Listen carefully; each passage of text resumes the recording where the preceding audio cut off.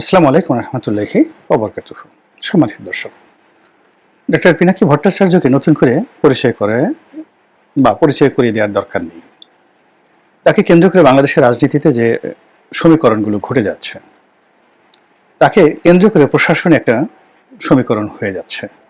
সরকারের মধ্যেও নানা রকম দ্বিধা বিভক্তি এবং রাজনৈতিক অঙ্গনে পক্ষে বলেন বিপক্ষে বলেন যাকে যে বলেন, পিনাকির এই মুহূর্তে একটা অত্যন্ত গুরুত্বপূর্ণ ভূমিকা রয়েছে। পিনাকি মূলত তার যে অভ্যুত্থান এবং উদয়, সেটা হলো শেখ হাসিনা বিরোধী যে আন্দোলন। সে আন্দোলনে মিডিয়া যুদ্ধ যারা করেছেন তাদের মধ্যে সবচেয়ে সফল হয়েছেন তিনি। মানে যুদ্ধে জয়লাভ করা বা তার কতটা কন্ট্রিবিউশন, অন্যের কতটা কন্ট্রিবিউশন, এটা বড় বিষয় নয়। বড় বিষয় হলো সফলতা, কে সফল হলো। সেক্ষেত্রে দেখা যাচ্ছে যে মানের বিচারে, গুণের বিচারে তিনি যে একটা অবস্থান তৈরি করে ফেলেছেন আজকের এই সময়টিতে, এটির সঙ্গে এই সামাজিক মাধ্যমে যাকে বলা হয় অন্য কারোরই তুলনা করা যায় না। ভারতে একজন এরকম ইউটিউবার রয়েছেন, মিস্টার ধ্রুব রাঠি।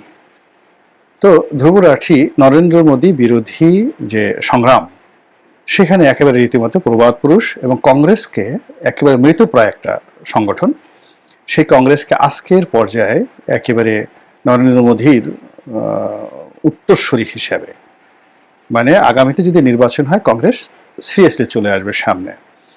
এবং যেখানে রাহুল গান্ধী বলতে গেলে রাজনীতি থেকে অবসর নেওয়া কিংবা একেবারে রাজনীতির প্রতি তাকে অনীহা, এরকম একটা অবস্থা তৈরি হয়েছিল, এবং তিনি বলতে গেলে হিমালয়ে গিয়ে যোগাসনে বসবেন এরকম একটা ধ্যান নিয়ে তিনি দাড়ি রেখে ফেলেছিলেন। এবং তার অনেক কর্মকাণ্ডই রীতিমতো বালখিল্যের মতো মনে হয়েছে। কিন্তু ধ্রুব রাঠি যখন তাকে একটা স্পেস করে দিয়েছে, স্পেস করে দেওয়ার পরে যেহেতু ভিতরে লেখাপড়া ছিল, বংশ ছিল, রক্ত ছিল, ওই জায়গাটাকে তিনি কাজে লাগিয়ে আজকের যে রাহুল গান্ধী, এটি ভারতবর্ষের ইতিহাসে রাজনীতিতে একটা বিস্ময়। এবং তিনি যে ভাষায় কথা বলেন, যেভাবে উইট করেন এবং যেভাবে মানুষের মনোযোগ আকর্ষণ করেন, আমি দেখি যে ভারতীয় পার্লামেন্টে অতীতে যারা ছিলেন তার বংশেরই বা কংগ্রেসেরই, তাদের সবার সাথে আমার কাছে এই যে তার যে বেশ কয়েকটি অধিবেশনে তার যে বক্তব্য, তাকে অনেক ম্যাচিউরড, অনেক আধুনিক এবং অনেক আকর্ষণীয় বলে মনে হয়েছে। ইভেন অটল বিহারী বাজপেয়ীর চাইতেও তাকে আমার কাছে আকর্ষণীয় এই মুহূর্তে মনে হচ্ছে। এখন এই যে একজন রাহুল গান্ধী তৈরি করা, তারপর যাকে বলা হয় তার জন্য একটা স্পেস তৈরি করে দেওয়া, কংগ্রেসের রাজনীতিকে এই পর্যায়ে নিয়ে আসা এবং নরেন্দ্র মোদীকে অবদমিত করার পেছনে এক নম্বর ব্যক্তি টোটাল মিডিয়া ওয়ার্ল্ডে, সারা দুনিয়াতে ধ্রুব রাঠি। তিনি একজন ইউটিউবার। বাংলাদেশে ধ্রুব রাঠি হিসেবে নিঃসন্দেহে যদি কাউকে ধন্যবাদ দিতে হয়, এটা পিনাকিকে দিতে হবে। নেতিবাচক বলতে পারেন, ইতিবাচক বলতে পারেন, কিন্তু ধ্রুব রাঠির চাইতে পিনাকি যে সফলতা, সেটা হলো ধ্রুব রাঠি ওই ঘটনার পরে আর কখনো ভারতবর্ষে প্রভাব বিস্তার করার বা অন্য কোনো ভিডিও করে তিনি তার সেই কর্মকাণ্ড চালাননি। কিন্তু পিনাকি যেটা করেছেন সেটা হলো আওয়ামী লীগকে যে ট্যাগগুলো দিয়েছেন, যেমন পিনাকির সেই কাঁঠাল রানী, পিনাকির যে জয় বাংলা, এখন বর্তমান সরকারের সফলতার যে ব্যর্থতা, অর্থাৎ সফল না হতে পারার যে ব্যর্থতা, এটার কারণে এখন জয় বাংলা আর গালি নেই, কিংবা কাঁঠাল রানী নিয়ে মানুষের যাকে বলা হয় উচ্ছ্বাস সে আগের মতনই। কিন্তু বাস্তবতা হলো আগস্ট মাসের 5 তারিখ পর্যন্ত জয় বাংলা আর কাঁঠাল রানী এই দুটো রীতিমতো মানুষের মুখে মুখে একটা জাতীয় গালিতে পরিণত হয়ে গিয়েছিল। এবং এই যে তার যে প্রচার এবং প্রোপাগান্ডার ফলে যে ভ্যাকুমটা তৈরি হয়েছিল মানুষের মনোজগতে, মানুষের মস্তিষ্কে, এটার সঙ্গে আপনি সেফুদার গালাগালি বা অন্য কোনো ইউটিউবারের বক্তব্যকে আপনি যাকে বলা হয় তুলনা করতে পারবেন না। অর্থাৎ পিনাকির যে লেখাপড়া, তার যে এডুকেশন, তার যে গ্রাউন্ড ওয়ার্ক এবং হোমওয়ার্ক, এটি যেভাবে সেফায়েতুল্লাহ সেফুর যারা কাস্টমার তাদেরকেও সমানভাবে আনন্দ দিয়েছে, কিংবা অন্যান্য যে সমস্ত ইউটিউবার আছেন তাদের যে সকল কাস্টমার তাদেরকেও বিনোদন দিয়েছে। আবার একই সঙ্গে আমার যারা মানে দর্শক রয়েছেন, শ্রোতা রয়েছেন, কিংবা ধরুন আরও ঊর্ধ্বস্তরে যারা আলাপ আলোচনা করেন, ধরুন বদরুদ্দিন উমর সাহেবের যারা লেখার ভক্ত, ঠিক সেই সমস্ত যারা মানে অডিয়েন্স রয়েছেন তারাও কিন্তু পিনাকির যে বক্তব্য তারা শুনতেন এবং শুনে ওই যে তাদের যে যতটুকু জানার, যতটুকু বোঝার, যতটুকু গ্রহণ করার ততটুকু গ্রহণ করে বাকিটুকু তারা বিনোদন হিসেবে নিয়েছেন। ফলে এদেশের যারা সিদ্ধান্ত নেন সেই সিদ্ধান্তের জায়গাগুলোতে বাংলাদেশে হাতে গোনা মানে যে কয়জন ইউটিউবারের বা সোশ্যাল ইনফ্লুয়েন্সারের বক্তব্য মানুষের মস্তিষ্ককে নাড়া দিয়েছে, হৃদয়কে নাড়া দিয়েছে, কাউকে হৃদয় থেকে বের করে দিয়েছে, মস্তিষ্ক থেকে বের করে দিয়েছে এবং কাউকে হৃদয়ের মধ্যে ঢুকিয়েছে, তার মধ্যে পিনাকি নিঃসন্দেহে প্রধানতম, একেবারে প্রধানতম, এতে কোনো যাকে বলে সন্দেহ নেই। এখন তিনি সেই কাজ করে আওয়ামী লীগের কে তাড়ানোর ক্ষেত্রে যে ভূমিকা পালন করেছেন, একটা ভ্যাকুম তৈরি হয়েছে, সেই ভ্যাকুমের জায়গাটা সঙ্গত কারণে বিএনপি পেয়ে যাবে, পলিটিক্যাল জায়গাটা, আর যেটা ক্ষমতার যে জায়গাটা সেটা সঙ্গত কারণে ইনুস সাহেব পেয়ে গেছেন। তো ইনুস সাহেব পাওয়ার পরে, বিএনপি পাওয়ার পরে আমি দেখলাম যে জুলাইয়ের 7-8 তারিখে আমি চিন্তা করছিলাম যে পিনাকি আসলে কি করবেন, উনি আসলে কি করবেন। পরে দেখলাম যে আমি যা ভাবছি তিনি ঠিক তাই করছেন, অর্থাৎ তিনি সরকারের সমালোচনা করছেন, ভালো কাজের প্রশংসা করছেন, মন্দ কাজের সমালোচনা করছেন, তিনি বিএনপির সমালোচনা করছেন এবং জামাতকে একটা স্পেস দিচ্ছেন, এটার পিছনে অনেক দার্শনিক যুক্তি আছে কেন তিনি স্পেস দিচ্ছেন। তিনি কি জামাতের কাছ থেকে কোনো সুযোগ সুবিধা পাচ্ছেন? অবশ্যই না, কিন্তু তিনি একটা স্পেস দিচ্ছেন। এর কারণ হলো যে এই মুহূর্তে জামাতের সাথে বিএনপির যদি যুদ্ধ হয়, একটা অসম যুদ্ধ হবে।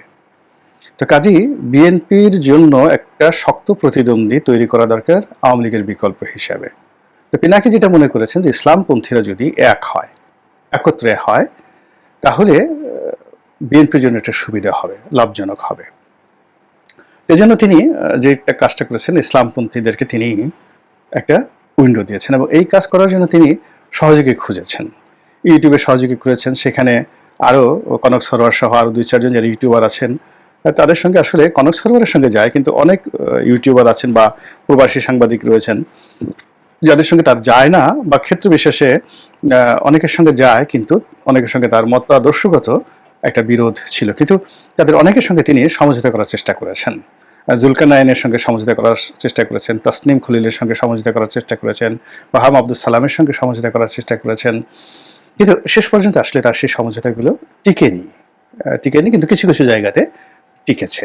আবার বাংলাদেশে তিনি অনেকের সঙ্গে একেবারে একটা যাকে বলে ক্লোজ রিলেশন, যেমন মাহমুদুর রহমান সাহেব আমার দেশের, তো তার সঙ্গে তিনি একেবারে একটা যাকে বলা হয় কৌশলগত সম্পর্ক স্থাপন করার চেষ্টা করেছেন, যেটি এখন পর্যন্ত অটুট রয়েছে। কিন্তু মাহমুদুর রহমান সাহেবের যে ঘনিষ্ঠ বন্ধু এবং একেবারে প্রিয় পাত্র তিনি হলেন জনাব ফরহাদ মাজাহার, তাকে কিন্তু পিনাকি ছাড় দেন নাই, অর্থাৎ মাহমুদুর রহমান সাহেবের সাথে সম্পর্ক আছে কিন্তু তাকে দেননি। তো এইভাবে তিনি একটা রাজনৈতিক ব্যালেন্স তৈরি করার জন্য একটা দার্শনিক দৃষ্টিকোণ থেকে তিনি কাজ করে গেছেন এবং সেই কাজ করার পাশাপাশি আবার তিনি ইনফ্লুয়েন্সও করে গেছেন প্র্যাকটিক্যালি। কোথাও ফোন করা দরকার, কোথাও কথা বলা দরকার, যা কিছু করা দরকার এই কাজগুলো তিনি করেছেন এবং সেই কাজগুলো করতে গিয়েই তাকে সঙ্গত কারণে ক্ষমতার যে আলটিমেট যারা লোকজন রয়েছে তাদের সঙ্গে তার একটা বোঝাপড়ার দরকার ছিল। সেই বোঝাপড়াটা দুর্ভাগ্যজনক হলেও সত্যি যে ডক্টর মোহাম্মদ ইউনূসের সঙ্গে তার হয়নি, আর বিএনপির সঙ্গে তার হয়নি এবং হওয়ার কোনো সম্ভাবনা নেই। ফলে তার এই যে কর্মকাণ্ড, সেই কর্মকাণ্ডের মধ্যে তিনি যে উদ্দেশ্য নিয়ে বা যে দার্শনিকতা নিয়ে, যে চিন্তা ভাবনা নিয়ে কর্মকাণ্ডগুলো শুরু করেছিলেন, ওখানে ক্ষমতা একটা সমস্যা হয়ে যায়। ক্ষমতার অনেক লোকের সাথে তার দ্বন্দ্ব সংঘাত শুরু হয়ে যায় এবং ওটাকে আবার সামাল দেওয়ার জন্য তিনি বিকল্প একটি শক্তি গড়ে তোলেন। তার ভারত বিরোধিতা, এই সেন্টিমেন্টটাকে তিনি কাজে লাগিয়েছেন। প্রথম আলোর এবং ডেইলি স্টারের বিরুদ্ধে তিনি একটা ন্যারেটিভ দাঁড়া করায় ফেলেছেন এবং আলটিমেটলি এটা দাঁড়িয়ে গেছে। এবং একই সঙ্গে বিএনপিকে তিনি যেভাবে চেয়েছিলেন ওটা বিএনপি হয়নি। বিএনপি না হওয়ার কারণে তার কাছে যেটা মনে হয়েছে যে বিএনপিকে এই মুহূর্তে যদি আঘাত করা হয় তাহলে বিএনপি যদি টিকে থাকে ভালোভাবে টিকে থাকবে, আর যদি বিএনপির মধ্যে সেই টিকে থাকার সক্ষমতা না থাকে তাহলে ভেঙে চুরে একটা নতুন কিছু তৈরি হবে এবং সেক্ষেত্রে ডক্টর মোহাম্মদ ইউনূস আরো সুন্দরভাবে চালাতে পারবেন বা জামাত আরো ভালো করতে পারবেন। তো আমার কাছে মনে হচ্ছে এইভাবে সে একটা প্ল্যান এবং পরিকল্পনা করে কাজ করছেন। কিন্তু এই কাজগুলোকে করার জন্য বিএনপির পক্ষ থেকে যে ধরনের কোঅপারেশন হওয়া উচিত ছিল সেটা বিএনপি এখনো পর্যন্ত বুঝতে পারেনি। একজন ধ্রুব রাঠি, একজন ইউটিউবার বা একজন ইনফ্লুয়েন্সার কিংবা একজন লেখক যারা লেখে, তাদের সামাজিক গুরুত্ব কতটুকু, এটা সাধারণত আমাদের যারা ক্ষমতাধর রাজনীতিবিদরা এটা বিপদে না পড়লে তারা বুঝতে পারে না, অনেকে মৃত্যু পর্যন্ত বুঝতে পারে না। এর কারণ হলো আপনি যখন কথা বলছেন তখন আপনার পঞ্চ ইন্দ্রিয় বাহ্যিক এটার উপর যে প্রভাব বিস্তার করছে আপনার বক্তব্য, এবার একটু পরে আপনি ভুলে যাবেন। কিন্তু লেখা, যদি কোনো লেখক আপনাকে একটা লেখা লেখে, সেটা দেখা গেল 5,000 বছর পরেও আপনার বংশধরদের প্রতি, আপনার অনুসারীদের প্রতি সেটার একটা প্রতিক্রিয়া রয়ে যায়। তো যার জন্য কখনোই কোনো ক্ষমতাধর ব্যক্তি তারা কোনো দার্শনিককে এবং কোনো লেখককে, কোনো জ্ঞানী গুণীকে কখনো শত্রু বানায়নি। দ্বিতীয়ত, যাদের সামাজিক ইনফ্লুয়েন্স রয়েছে, যেমন এখন পিনাকি রয়েছে, কিন্তু একটা সময় আজকে 10 বছর আগে পিনাকিদের মতো লোক ছিল না। তখন আহমদ ছাপার মতো লোক ছিলেন, তখন সিরাজুল ইসলাম চৌধুরী সাহেবের মতো লোক ছিলেন, আহমদ শরীফের সাহেবের মতো লোকজন ছিলেন, যাদের বুদ্ধিবৃত্তিক লেভেলে প্রচণ্ড রকম প্রভাব ছিল। তাদের বক্তব্য সাধারণ মানুষ বুঝছে না, কিন্তু যারা সচিবালয়ের সিদ্ধান্ত নিতেন, বিচারালয়ের সিদ্ধান্ত নিতেন, তাদের মস্তিষ্ক ঘুরিয়ে দিতে পারতো এই কয়েকজনের বক্তব্য। তো সেই কারণে এই সমস্ত লোকদের সঙ্গে যারা দ্বন্দ্ব সংঘাত করেছে, তাদের সবার রাজনৈতিক ক্যারিয়ার শেষ হয়ে গেছে, একদম ফিনিশ হয়ে গেছে। তো সেক্ষেত্রে জিয়াউর রহমান সাহেব, এরশাদ সাহেব সামহাও ওনাদের সঙ্গে একটা সুসম্পর্ক স্থাপন করে ফেলেছিলেন, যেটি পরবর্তী জাতীয় পার্টি পারেনি।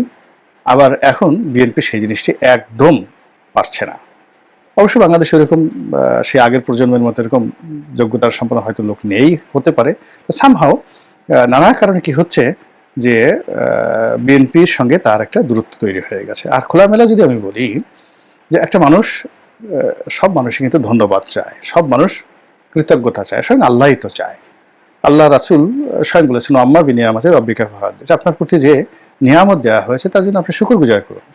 এখন বিএনপি যে একটা ব্রিদিং স্পেস পেয়েছে, বিএনপি যে ক্ষমতা পেয়েছে, ক্ষমতায় যাওয়ার যে স্বপ্ন দেখছে, তার যে একটা সুযোগ সুবিধা হয়েছে, এটা তো আসলে সত্যিকার অর্থে বিএনপি যে সমস্ত লোক এখন সুযোগ সুবিধা পাচ্ছে, সেটা আমলাতন্ত্রের সচিবরা হোক, তাদের কারণে তো তারা পায়নি। পুলিশের যেই লোকগুলো বড় বড় পদে আছে, তাদের কারণে তো তারা সুযোগ পায়নি। কিংবা বিএনপির যিনি প্রধানমন্ত্রী হতে চান, রাষ্ট্রপতি হতে চান, মন্ত্রী হতে চান, এমপি হতে চান, মানে গত 15 বছর তো তারা যে কর্মকাণ্ডগুলো করেছেন, অনেক দুঃখ কষ্ট করেছেন, কিন্তু তারা তো সফল হতে পারেননি। কিন্তু আজকে তাদের এই সফলতা, অথবা তাদের যে অতীতের যত পরিশ্রম, সকল পরিশ্রমকে একীভূত করে এটাকে একটা ম্যাটেরিয়ালাইজ করা, এই করার ক্ষেত্রে যারা ভূমিকা নিয়েছেন, যে কয়জন রাজপথে নিয়েছেন, ইউটিউবে নিয়েছেন, লেখনীতে নিয়েছেন, দেশের বাইরে বসে, সেটা জুলকারনাইন সাইন হোক বা তাসনিম খলিল হোক, যারাই নিয়েছেন তাদের সবাই অন্তত পক্ষে একটা কৃতজ্ঞতা, ধন্যবাদ আশা করতে পারে। কিন্তু আমার জানা মতে এখন পর্যন্ত সেই ধন্যবাদ পৌঁছানো হয়নি, কৃতজ্ঞতা প্রকাশ করা হয়নি, এবং সেই কারণে প্রায় সব ক্ষেত্রে যারা উপকারী ছিল, প্রায় সব উপকারী এখন তারা মানে রীতিমতো বিএনপির পেছনে লেগেছে। আর বিএনপির যে পিছনে লেগেছে, এটা ঠিক আওয়ামী লীগের মতো এটাকে কোদাল দিয়ে, খুন্তা দিয়ে তারা করছে না। তারা তাদের মতো করে এইভাবে কাজ করছে যে আগামী 10 বছরে যাতে বিএনপি তার মাথা তুলে দাঁড়াতে না পারে, মিনিমাম 10 ইয়ার্সে, সেইরকম একটা পরিবেশ পরিস্থিতি খুব দ্রুত তৈরি করার জন্য কিন্তু তারা পরিশ্রম করে যাচ্ছে, এবং এই কাজে একেবারে অগ্রগামী ভূমিকায় রয়েছে পিনাকি। যদি সে জীবিত থাকে, মরে না যায়, তাহলে তাকে সামাল দেওয়া সত্যিকার অর্থে কঠিন একটা বিষয় বলে আমি মনে করি। আল্লাহ আমাদের সবাইকে হেদায়েত দান করুন এবং হেফাজত করুন। আসসালামু আলাইকুম ওয়া রাহমাতুল্লাহি ওয়া বারাকাতুহু।